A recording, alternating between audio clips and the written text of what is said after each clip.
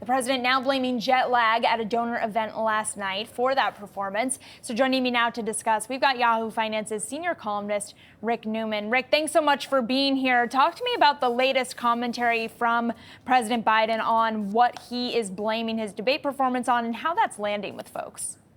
So he said this at a private gathering with donors, but I'm sure the Biden campaign meant for it to get out into the news. And he said, well, you know, I took 2 trips around the world right before the debate, and it left me so tired that I almost fell asleep on the debate stage. You know, I guess everybody who's traveled overseas can identify with jet lag. And if you combine that with the arduous schedule of a president and so forth, yes, maybe that contributed to Biden's terrible performance. But on the other hand, Biden returned from his last overseas trip on June 17th, and the debate was on June 27th. So let's see, 12 days to recover from jet lag. Is that really the problem here? I think that a lot of people will remain skeptical. And here's another problem for Biden. 40 million plus people saw his terrible performance on June 27 at the debate during prime time, and nobody saw any televised explanation from Biden about why he did so bad. So what Biden keeps doing is he bombed in front of a major national audience, and he wanted that audience. He asked for that debate to happen early, and he got that.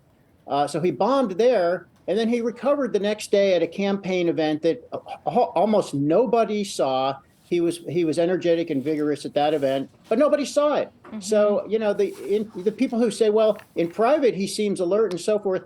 This doesn't really matter anymore, how Biden seems in private. It matters how he seems in public, and in public he looks terrible. Now, I'll just add one other thing here. He's going to be making some public appearances in the coming days. He's doing an interview with ABC News on Friday. So the Biden campaign gets the idea that he needs to start showing up in public and proving that he is as capable as he says he is. But that could go south for him, just as the debate did. He could end up bombing in those things too. So important things are going to happen during the next few days.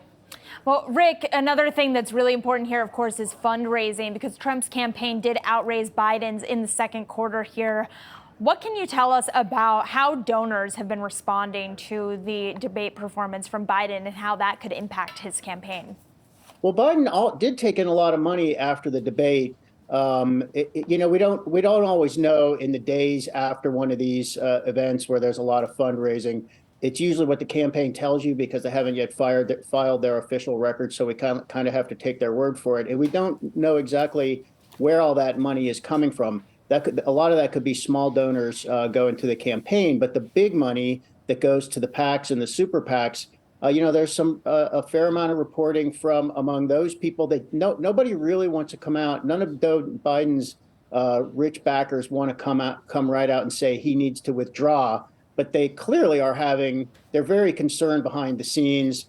And I think in coming days, we're going to find that there are a lot of uncomfortable discussions happening, perhaps with some of these rich donors telling Biden it is time for him to pass the mantle to somebody else.